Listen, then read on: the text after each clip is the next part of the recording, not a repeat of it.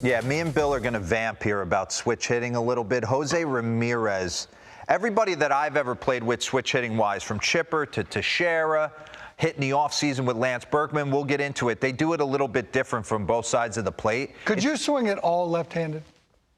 Like wiffle ball as a kid. But my dad was tough on me. I couldn't even think about it. He was like, learn how to hit one way. These guys are so impressive to me if they can do this. Because think about it, when you're struggling, how much work you have to do anyway. Exactly. And then if you're struggling as a switch hitter, because you can't forget about the one side that's good. So they got to work double hard to get things done. But this guy's as impressive as anybody. 51 ribbies, Bill. Signs that $124 million deal. Just give him some security, some stability. Didn't want to leave the Guardians. And he has been awesome. Let's dive in. I'm going to bring back a little bit of a tape, because when you watch this guy that I did earlier in the season, and you get focused in on what he's trying to do, he is a pull monster from both sides of the dish. He is not cheating anything. Pause this real quick. We think Anthony Rizzo's on the dish. I mean, he's literally on the white line with his back foot, almost daring you to come inside. From both sides, run this. And he has taken...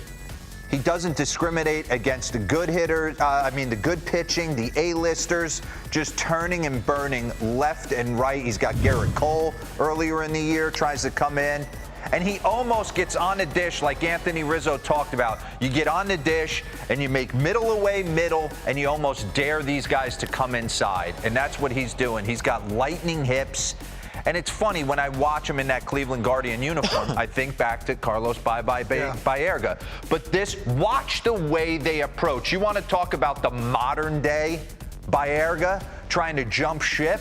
This ball gets out here, but Carlos is not trying to do that. He's trying to set up. Maybe the difference of where you're hitting in the order, but Baerga was one of the better players kind of that late 80s when I was coming up and falling in love with the game. But there you go. So I think back, I got a chance to be Chipper Jones' teammate for 6-7 years in Atlanta. Shared a locker next to him.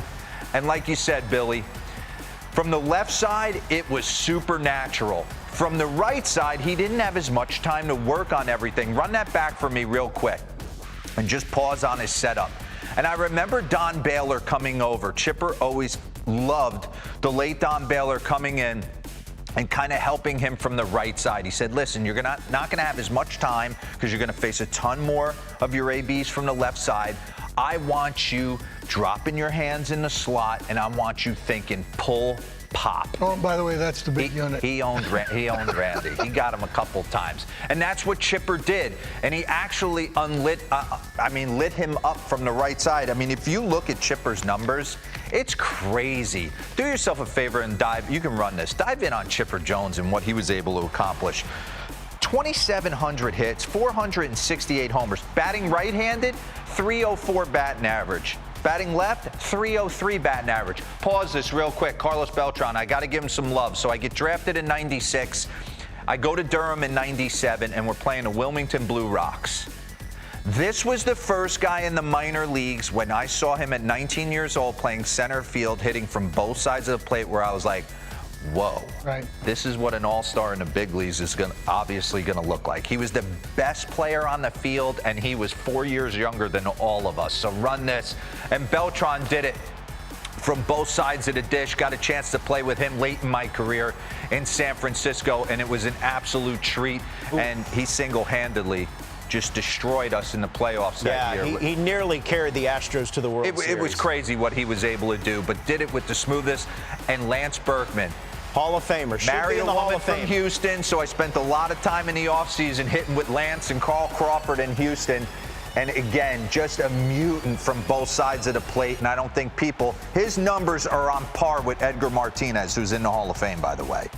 So for him to be able to do that, and then I was fortunate, I got a chance to play Big Puma and Mark Teixeira going from both sides, and these guys are monsters. And I know Billy Rip, you want to give some love to Bernie and Eddie Murray. But you know the cool thing about consistency, both sides of the plate, Berkman just... He couldn't hit off a tee, Rick. No. He put the bat down like that. Yes, Sorry, he did. Mr. Pitcher. He politely put the bat down when he hit homers. But, yeah, I want to talk about two guys that I think deserve some love. Eddie Murray certainly was a teammate of mine, Hall of Famer. Bernie Williams. But I think people forgot about Bernie and the Yankees when they were winning World Series. This dude was hitting in the 4 spot. He was the bopper on the Yankees from both sides of the plate. It was just fun to watch. Bernie Williams played every day, patrolled center field, did it right. And this dude right here, Eddie Murray, was probably as consistent as anybody. Steady Eddie. Both sides of the plate looked pretty similar. He was a little bit better from the left side than he was the right side. And D-Ro, just to give you a little bit of context, that big old bat that Eddie's swinging right there, R161, big old handle, big old head, and he had some 36-ounce bats. Come on. That he was reeling, especially from the right side. Because back then, more of the lefties were the changeup master, and Eddie had a little struggle waiting sometimes, so he'd bring out the 36, R161, and every now and then he might get a little bit out in front, and he'd go, like this, and still get somebody. But it was fun to watch Eddie Murray play. Bernie played against him, but Bernie hit 4 in that lineup. What's your take on switch hitting? Because I got a couple kids on my youth team that I have a hard time with. Well, I know you do. Well, if we're going to try and win these bracket games, I can't have you hitting from I want you to develop these kids. Let the kid switch hit.